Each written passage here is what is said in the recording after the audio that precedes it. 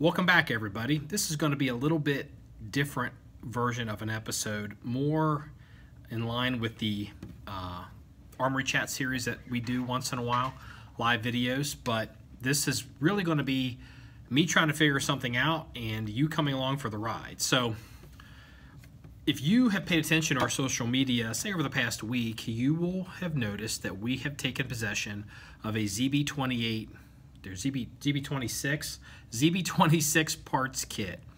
And if you don't know what a ZB-26 is, basically it's like a Bren gun like that, except the ZB-26, this particular one, my understanding, was converted to fire 7.62 by 39, so the AK-47 round by the Chinese. So what I'm trying to determine is, are the rumors and information I've read on the internet regarding the conversion true, or is it a different situation entirely? So the ZB-26 was originally made typically in 8mm, so, or if you 7.92 by 57, so which would actually be this round here. So 8mm.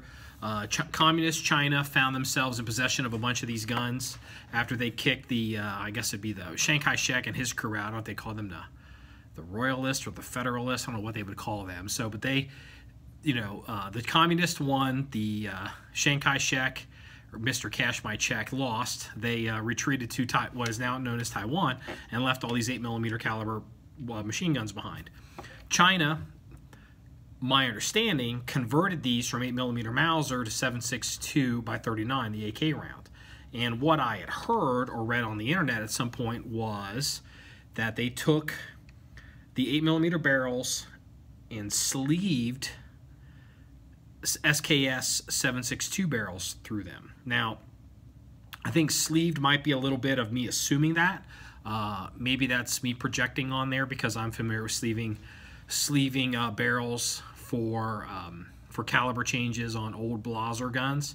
So first thing we need to do before we send this over to Matt, the 07, to have this reactivated as a semi-auto, is to actually confirm this is a 7.62 by 39 caliber barrel, so we don't have any problems or get stuck dead in the water. So ZB-26 barrel, typically you can recognize these from a Bren gun because of all the fins, which are heat sinks to keep the barrel cool. That adds a lot of extra machining and time and cost to these barrels. And the British Bren guns, I think yeah, right over my shoulder, the British Bren guns, they didn't do that to the barrel. So when you see a top feed gun that kind of looks like a Bren and you see this kind of barrel, take that as a Cliff's Notes clue that very likely could be a ZB-26 or maybe ZB-30 or one of those kinds of guns, ZB-28. So I'm looking at this and I'm trying to figure out, let's take the muzzle device off.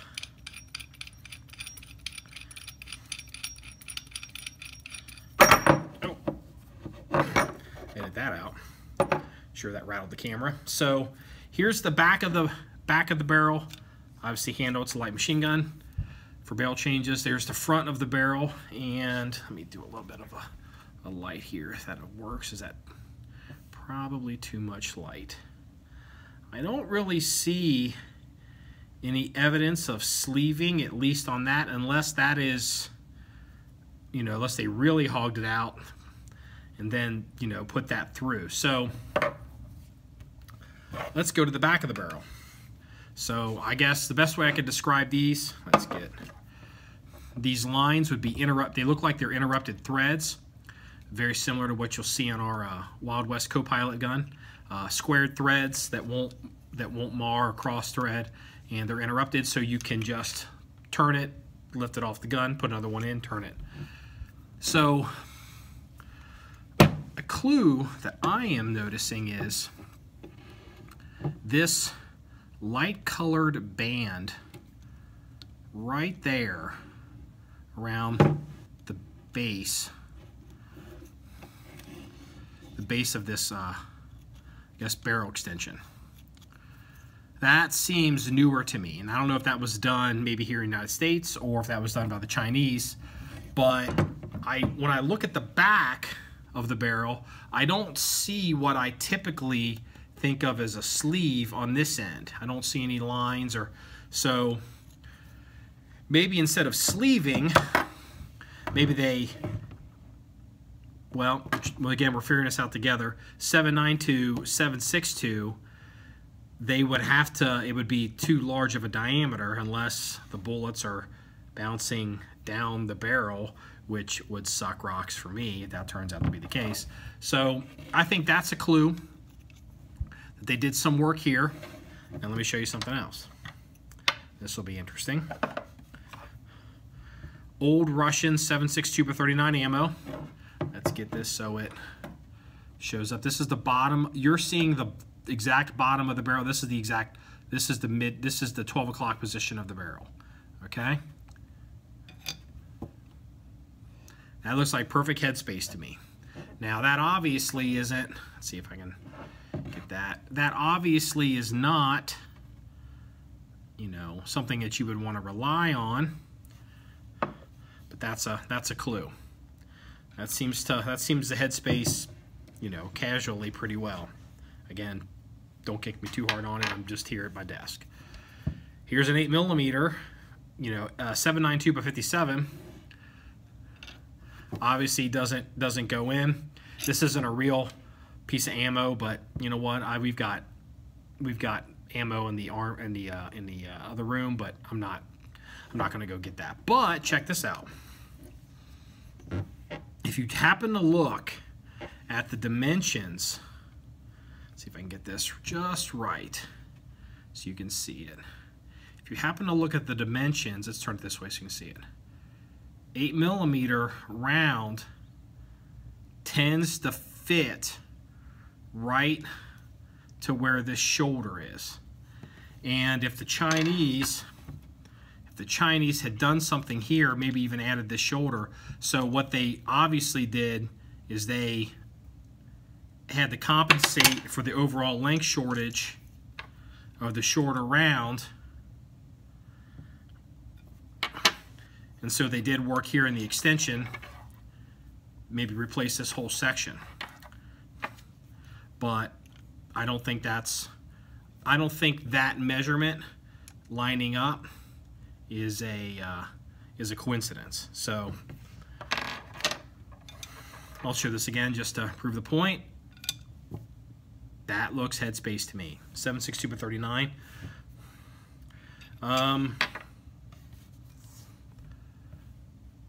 Let's see if I can show this here. Get this show the front. Let's get a. This is why I don't do stuff from my desk, because it's a bloody mess. See if I can get the front of that to show. So maybe this entire, maybe it's a large sleeve instead of small sleeve. So maybe that is a barrel, but that seems, I don't know. I've never taken an SKS barrel apart. I have a hard time believing SKS barrels that big. So, I mean, who knows what they did. So, if you know anything about a ZB-26 or the Chinese conversions to the ZB-26 to 7.62 by 39, you know, feel free to leave a comment in the comment sections below, and you know, give me some feedback or some direction. But you know, barring any, you know, any information, obviously the 07 will determine, because he's the professional, not us. I just shoot him. He fixes them and makes them.